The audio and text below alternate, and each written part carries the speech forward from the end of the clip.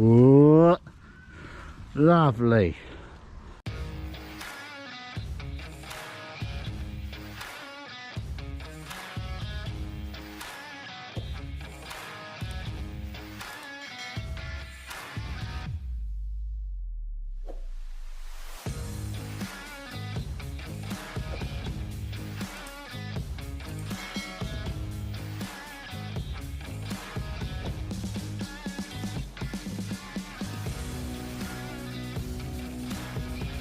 Dan's Kitchen Garden Allotments. Hi guys, and welcome back to Dan's Kitchen Garden Allotment. Just before this video starts, please go along and hit that subscribe button and come along and join the family. So let's get this video started. So I'm down the allotment today. I've just dropped my daughter off to school, so it gives me a couple hours down the allotment to do a few bits and pieces. The main reason why I come down today is to get the rest of the potatoes up, and obviously to do the carrots, the leeks, and a couple other vegetables. So I thought I'd bring you along with me. The weather's really starting to change now, and the cold weather's coming in, and I don't really want to leave the potatoes in the ground very much longer, just due down to the weather and stuff like that and getting down here. So what I'm going to do is put you on a tripod and show you the potatoes first. So just before this video gets started, I popped to Homebase, and in Homebase they've got these brand new, I bought a brand new fork and spade. These were reduced down from £20 down to £5 each. So if your local Homebase is around you, pop down and have a look just to see if they've got exactly the same thing for your allotment. So let's start getting these potatoes out of the ground. So as you can see, it's a very weedy plot, but this is where I put my Maris Piper potatoes back in early July time, so they were a little bit late, but I've seemed to have had a crop. They were flowered and now they've all died back. So I haven't touched this ground. The best way to store any potatoes is running up to the winter time is in the ground, as which I've done here. So what I'm going to do is I'm going to get on with digging these potatoes out, and I'll bring you back in a bit. So I've dug over them four. I've took out most of the top potatoes I can see. I haven't dug deep because as a lot of people know on my channel, this is a very clayey bed, and unfortunately for our area we've had 24 hours of rain and this is just completely full clay. So I won't be digging any more potatoes out here, and what I do is I come back when it starts to get a bit colder and less wetter.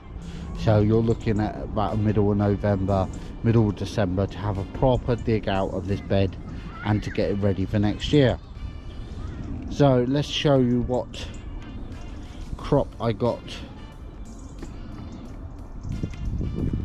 at the top of this. Remember, these were just late ones, so really I haven't done too badly as these were quite late. As I'll just get you down closer. So I haven't done too bad at all. This is how well the potatoes store in the ground. These ones here are the Maris Pipers, what I placed in. I've got these from Homebase. They were clearing them out late July, between late and middle of July. So I just planted them in, and that's the sort of size I'm getting. Fantastic for new potato salad and stuff like that. There's no scabbing on them or anything. It's just a lovely, beautiful potato. These red ones were the ones I planted last year, and as you can see, they're perfect, absolutely perfect for eating. There's nothing wrong with them at all, and these will be going into the pot too. So it just shows you that you could store your potatoes into the ground up to a year. So what we're going to do now is head over to plot 2 and see what needs to be done on plot 2.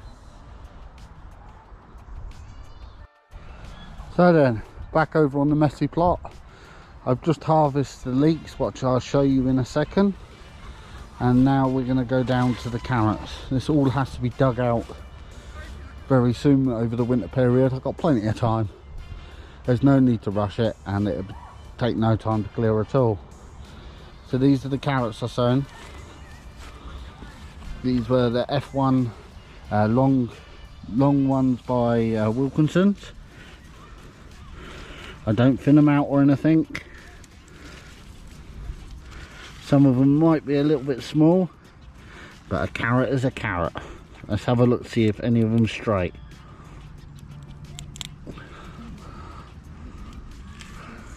Whoa, lovely. Look at that, perfect and straight, lovely sized carrot.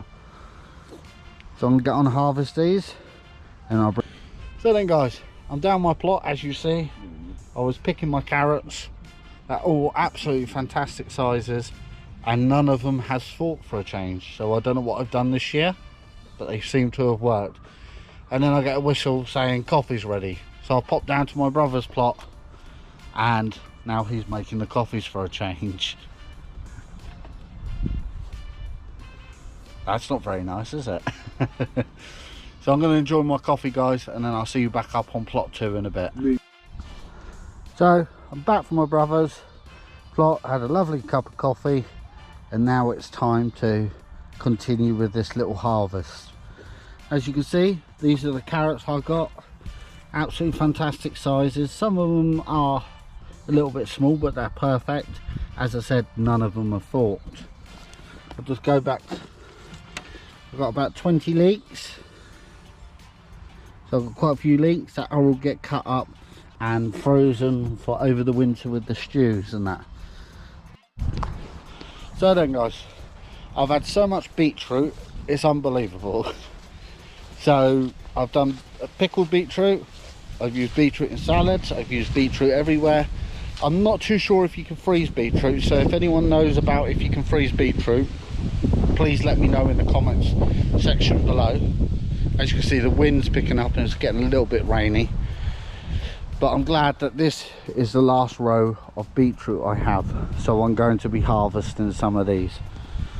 The bulbs, the actual bulbs, beetroot bulbs, are not too bad sizes, and I'll want to get these out now before they get a little bit too woody. So let's get these out. So then, guys, as you can see, that is a fantastic crop of vegetables. We have our carrots, absolutely brilliant carrots this year. I hope every year I get carrots like this. It's the first time I've had no carrots forked at all, so that's absolutely brilliant.